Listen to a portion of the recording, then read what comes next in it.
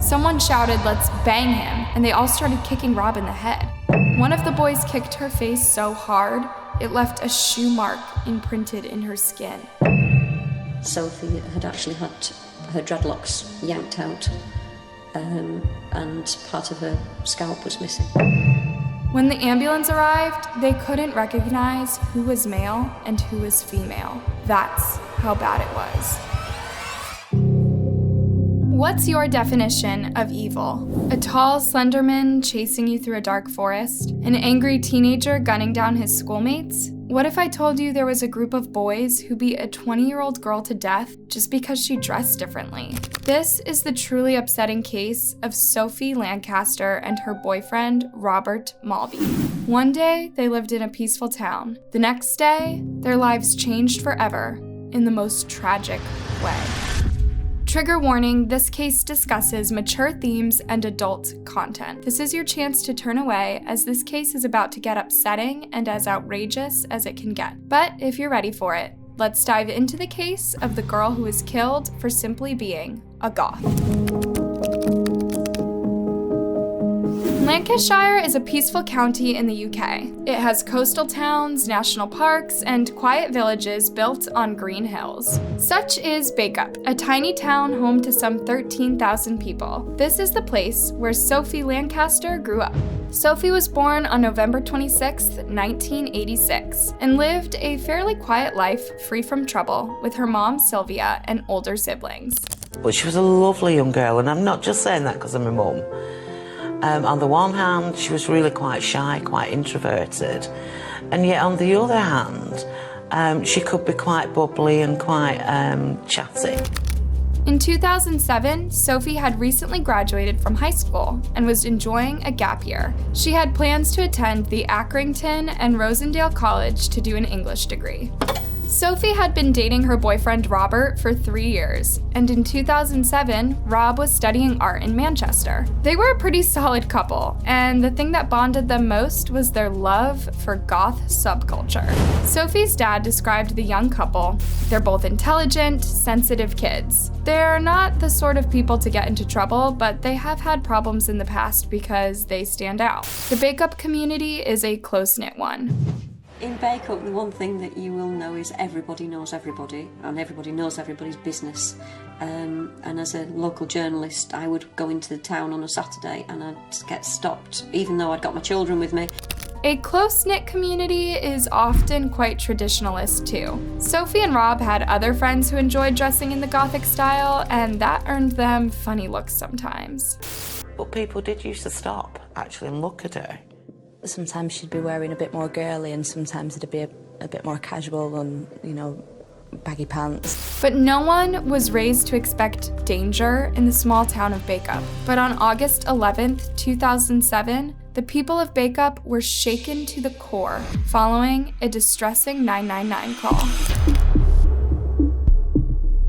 At 1:22 a.m. on Saturday, August 11th, emergency services received a horrifying call. I can see the ambulance, please, right here,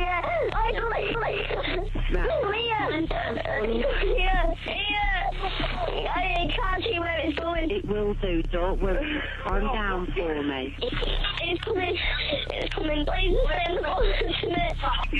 This call was coming from Stubley Park. Sophie and Rob had been beaten to a pulp and were both unconscious. When the ambulance arrived, they couldn't recognize who was male and who was female. That's how bad it was. It was a very serious assault. You look at the level of bleeding, the swelling, the fact they were both unconscious, and the fact that they couldn't really differentiate the male and the female. The police's first step was to identify the victims. Searching through their pockets, they found Robert's name and address. Sophie had no ID or credit cards on her, so the police headed straight to Robert's family. They said Rob was most likely heading home with his girlfriend, Sophie. Indeed, that's what happened on the night between August 10th and 11th. Sophie and Rob were just walking back to Rob's place after visiting a friend's home. At a gas stop, Rob bought a pack of cigarettes, and a group of 5 teenage boys befriended them. asking for cigarettes. Sophie and Rob shared their cigarettes with the boys, then the group followed them into the park. Out of nowhere, the boys savagely turned on Rob, mocking him for his piercings. Someone shouted, "Let's bang him," and they all started kicking Rob in the head. Sophie kneeled down and held her boyfriend's lifeless head on her lap as she cried and begged the boys to stop. Instead, the boys began to kick her in the head until she was unconscious too. One of the boys kicked her face so hard, it left a shoe mark imprinted in her skin. But on the morning of August 11th, Sophie's mom had no idea what had happened. She went shopping and then went out to the gym. Back home, with my shopping, opened the door and picked a card up, and it's from the police, and you think, oh, that's a bit odd. Picked it up, and it said, "Please ring urgently." So I went to pick the phone up, and when I clicked it on, there were 14 messages. Before Sylvia could get through to the police, her older son, Adam, rang her and told her all about Sophie's attack. I said, "Is she okay?" And he said, "Yes, she's in intensive care, she's okay." And you think, I'm not being funny, Adam, but, she's in intensive care, she's not okay. Indeed, both Sophie and Rob were in a coma. Sylvia could barely recognize her daughter on the hospital bed. Her eyes were badly bruised, her face was swollen, and a big chunk of her hair was missing. They'd both been severely kicked about the head and body. We were aware that Rob had bleeding on the brain, and we were also aware that Sophie had actually had her dreadlocks yanked out, and part of her scalp was missing. Sylvia was pretty sure the physical harm would heal, and she was preparing to offer Sophie the right emotional support once she woke up. Unfortunately, Sylvia would never speak to her daughter again. With Sophie and Rob in the Rochdale Infirmary Hospital, the police's priority was finding the culprits ASAP. Looking for any evidence in Stubley Park, they found a rucksack, lots of alcohol bottles, and red marks all over the skate park. As no ID could have been gathered from the criminal scene, the police then went door to door, asking people for any relevant clues and looking for key witnesses. But remember the population of Bacup? Everyone knew everyone, and more than a few people were covering, so no one was really saying anything valuable. So another scenario there was that actually they knew these offenders, possibly had allegiance to those offenders who might have been within their wider group. So that was a real obstacle for us to overcome. That's when DCI Holden, the officer leading the investigation, decided to leave the inquiry in the hands of younger detectives. The junior officers would end up building a better rapport with the locals, and some of them started opening up. Meanwhile, fear and shock were spreading throughout Bacup as people were learning about last night's horrifying attack, unprovoked, brutal, and downright evil. My parents were worried that, it could happen to me or my brother or any more of my friends, so I was asked to tone it down a bit, But you shouldn't have to change your style because of a bunch of evil teenagers. It's they who should change their behavior, not the victims. 24 hours after the attack, the young officers managed to get names from the other resident teens. It was clear that there were 5 key individuals involved in the assault, certainly on Robert Maltby, and probably involved in the subsequent assault on Sophie Lancaster. These were all teenagers between 15 and 17 years old. One witness said they were running over and just her in the head and jumping up and down on her head. Another witness who adhered to the teens' twisted views on goths rang up 999 saying, "We need an ambulance at Bacup Park. This mosher has just been banged because he's a mosher." Yeah, this guy was blaming the attack on the victims. Apparently, after sending Rob and Sophie to sleep, the 5 teens celebrated their attack, telling friends that they'd done something good and inviting them to go see the victims. These 2 moshers nearly dead in Bacup Park, you want to see them? They're a right mess. Finally, the police were able to bring the 5 boys into custody, and news of their names traveled fast throughout Bacup. By the Sunday evening, I had all their names. I knew exactly where they lived. I knew that they were troublemakers. By Monday morning, all 5 boys were at the police station being questioned. They all denied conducting a group attack on the young couple, but there were 5 of them. So not all their stories were in sync. Some admitted they were in the park that night. Some even said they did hit Rob, but only once. As the police also did a background check on the 5, they discovered that 16-year-old Ryan Herbert and 15-year-old Brendan Harris had a long history of violence. Whilst it was hard to imagine people of that age being involved in such a violent assault, what we knew certainly about Herbert and Harris is that they'd been involved in a very similar incident whereby they'd kicked and punched somebody to the ground. Meanwhile, the forensic team went to the boys' homes to retrieve their clothing from Friday night. Immediately, they found blood on Herbert's jeans, and that went hand in hand with what some of the other witnesses had seen. Some of the boys were washing something red off their hands and faces at a hose pipe at the gas station where they'd initially befriended Rob and Sophie. Unfortunately, none of the local CCTV worked. The police still had a long way to go in order to convict the 5 boys. But as the young officers continued interrogating the other local youth, it quickly became certain that those were the 5 boys who attacked Rob. However, in Sophie's case, the police had to go another way to prove the boys' involvement. DCI Holden got a forensic pathologist to visit Sophie in the hospital.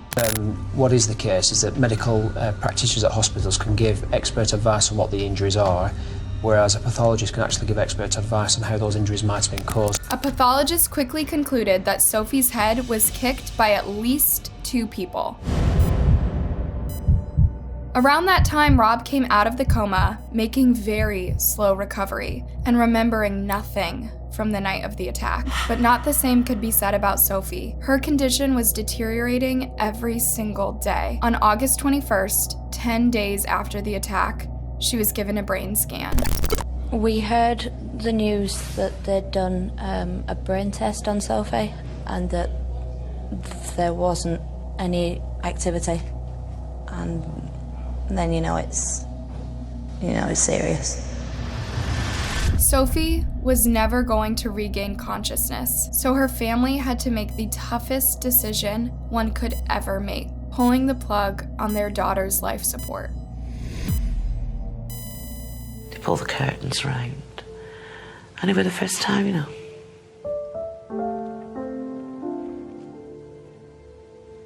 It's even the first time that you can hold them. Because they've got so many things on, you can't even hold them. A minute later, Sophie died. When Sophie passed away and we learned that she had died, the big change for us is that it was no longer just an assault investigation, it was a murder investigation. The police were more determined than ever to convict the 5 boys for their heinous deeds. Murder could mean life in prison, so this motivated the boys who did less to speak against each other and distance themselves from the deed. The account that we got from Brendan Harris was that the assault on Sophie Lancaster was completely down to Ryan Herbert. The boys' stories matched the forensic evidence. Herbert had by far the most evidence on his clothes. Holden said the clothes looked as if he'd been stomping in pools of red paint. Both Herbert and Harris were in juvenile prison, and the police were now monitoring Herbert's calls. Before long, they got enough evidence of his involvement in Sophie's murder, while Herbert was talking to his mom. His mother was saying to him that even though Sophie Lancaster had died, he'd nothing to worry about if he wasn't involved, to which he responded, "Well, I was." On the way to the trial, the police bugged their van and heard Herbert brag to Harris how he kicked Sophie's head like a football.